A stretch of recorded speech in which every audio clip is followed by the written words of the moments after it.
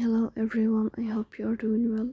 Today we'll talk about how to fix or how to solve the problem of DropBox files and cloud storage. You click on settings. Here we click on apps, default apps, app settings. In this page we search about DropBox. In this page of app and file we click on first stop and we click OK. Here you will enter to storage. Here we click on clear cache. In the end you will turn off your phone and you will wait a moment to restart your phone again to fix that problem. So please don't forget to support us by like and subscribe. See you next time.